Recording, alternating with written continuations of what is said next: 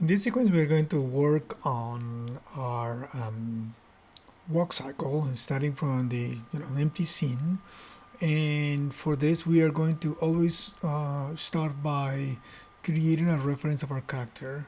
So we are not going to use our rig directly, but we're going to use it as a reference. That way, we cannot break our rig by any mistake that we may make.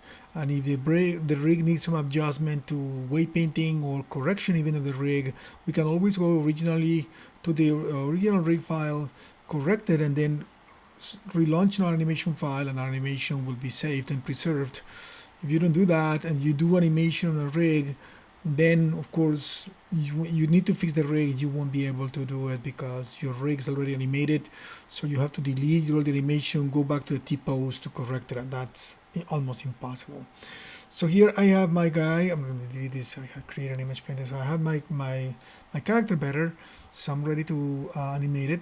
But I'm going to use, just for this first exercise, I'm going to use an image plane of my reference, which I'm following the Animator Survival Kit walk cycle, basic of walk cycle images, to follow those first steps to make it easier for my initial process. Okay, so I have here my pages image right there. I'm gonna connect it to my side camera. I'm gonna make that image pretty large so that I can use it as a guide. I'm not going to rotoscope over that image. I'm just going to simply use it as a guide so that I can make my character walk following those steps. So let me actually flip it horizontally here so I can use those and then put it to the side here. I'm going to create a ground plane also so I can have my character standing on that ground plane, so that makes it easier for me to do it. So her feet had a good contact. Right, so what I'm going to start doing is actually creating those frames without any worrying about timing or anything. I'm going to create those 5 frames with my poses. So I'm going to start creating my first frame, and my first frame will be that pose number 1. And as I have it on my drawing there, I'm going to get her foot and her hips to move forward. So she's going to be slightly moving forward. I'm going to bring her down, and I'm going to bring her foot.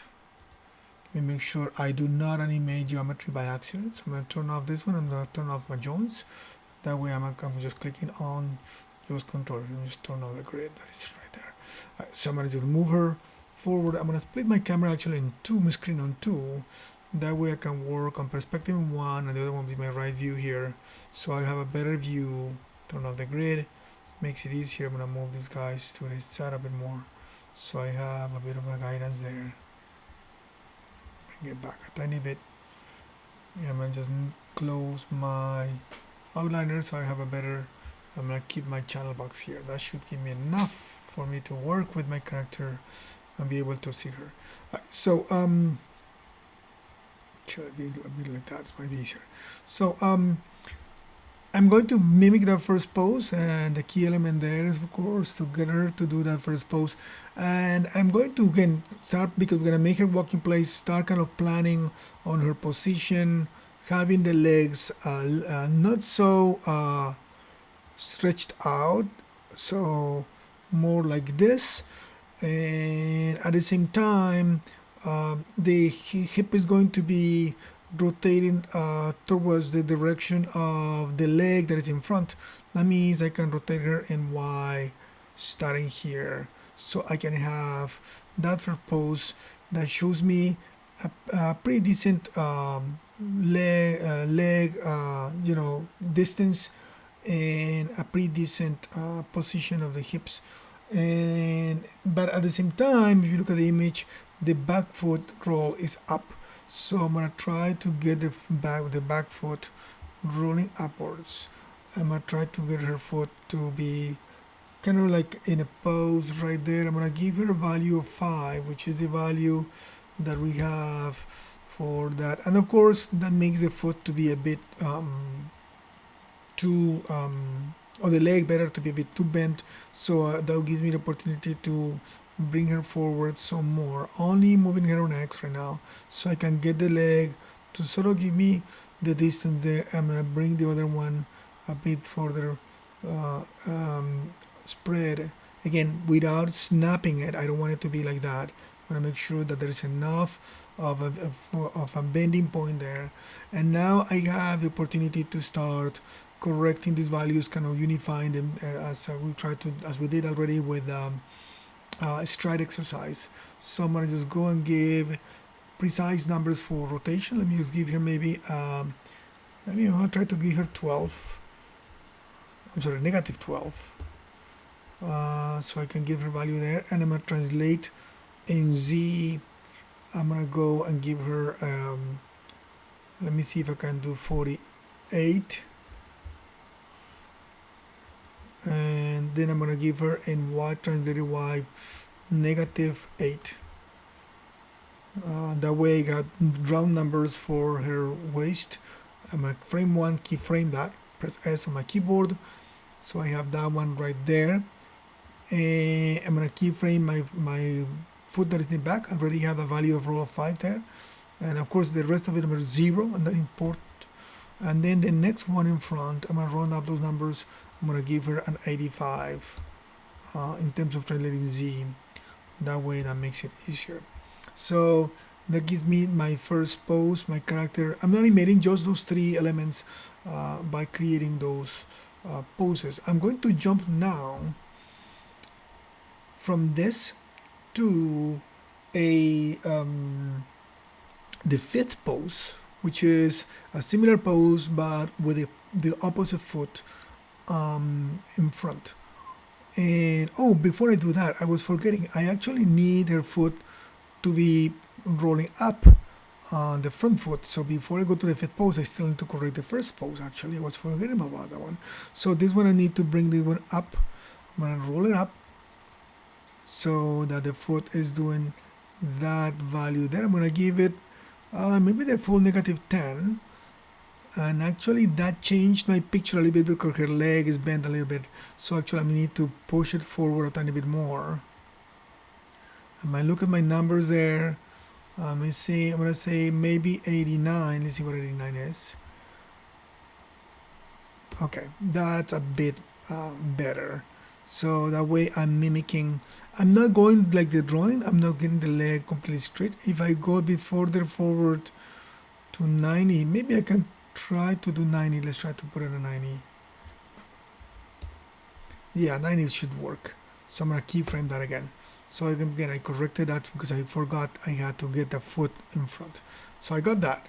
So now I'm going to jump to my pose number 5. So in pose number 5, it needs to be pretty much the same thing but on the opposite direction. So make sure that you're in pose number 1. Everything got the 3 objects will receive keyframes. We already did put keyframes on those 3 objects.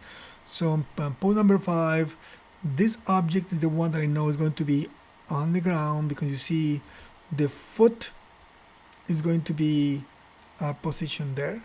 So I'm gonna keep that one for now. Then I'm gonna maintain the keyframe on the foot. I'm talking about the foot, that his left foot. The value of the roll will change, of course, but the leg will stay. And then I'm gonna move this value, which originally was translating Z48. I need to add to that 90, right? So 48 plus 90 will be 138. So the value for this one will be translating Z 138. Again, the value that we're adding there is the initial value that this one has here, right? This one has initially a value of 38 in my case, right? Cannot write the number 8, and let me just double check it. I'm sorry, 48, correction, 48.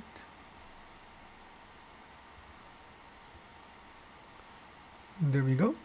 And then from here to here, this one has a value of 90. Your character, of course, will be different numbers. So that means that by frame 5, I'm going to add 48 plus 90, which I'm going to put right here. So that brings her to 138, which is the number that I have on my object here, 138. And I need to rotate her to the opposite direction, positive 12. And keyframe that. And of course, I need now to bring her other foot from 0 to double the step, right? One step is 90 plus other step is 180. So I'm going to move the translating Z to 180. So she gets that there. Of course, feet are not matching because I need to go and change the roll again. So in this case, the roll would be -5, -10, sorry, keyframe that. And of course, in this one, the roll will go to 5. So I got my first two steps, just simply mirroring position 1 and position 5. All right. And now I'm going to, let me just increment and save this file. I haven't actually saved it, so I'm just save my file here. So I'm gonna call it Sylvia WalkCycle.